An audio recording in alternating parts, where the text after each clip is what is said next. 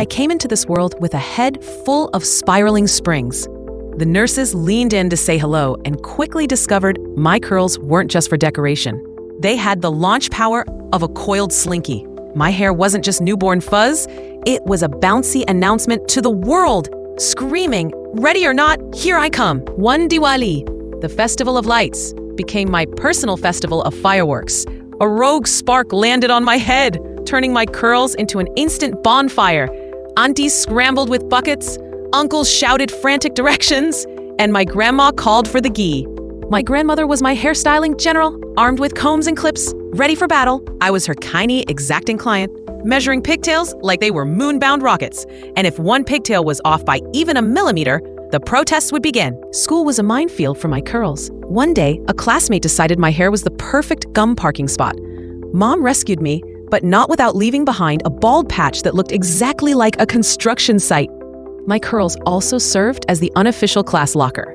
Pencils, erasers, even leaves and stones found their way into the coiled chaos. By recess, I sounded like a walking, talking office supply cabinet.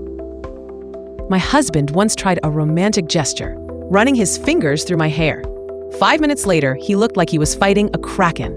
He loves my curls, but his survival manual is now crystal clear. Look, but never touch. Salon visits always began with Bollywood dreams and ended with bill shock. I'd ask for layers like the actresses, but always walked out with a haystack. And the so-called essential products, let's just say, I personally funded their next salon renovation.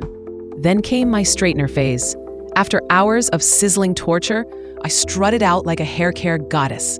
The humidity laughed and turned me into a blow-up dandelion in 5 seconds flat. Honestly, I couldn't wait to wash it off because it felt faker than a reality TV show smile. My bathroom looks like a failed chemistry lab. Jars of curl custard, moisture mousse, frizz fixers. Each one promised miracles, each delivered disappointment. One cream promised perfect ringlets. What I got was crispy ramen noodles. Another spray claimed effortless shine. What I got was effortless grease. My shelves are basically a museum of false advertising. I've finally embraced my curls. They're messy, unpredictable, but always unforgettable, just like me. They've been burned, glued, abused, and yet they always bounce back. Because my curls, they're my best storytellers. And that, my friends, is the saga of my curls. I know I'm not the only one. So tell me, do your curls have their own blooper reel? Did you ever light up a festival unintentionally, lose school supplies in your hair, or pay salon prices just to walk out looking like a dandelion in witness protection? If yes, please, share your story with me. Let's start a support group. We'll call it Frizz Fighters Anonymous. Entry fee, 1 bobby pin and your funniest curl confession.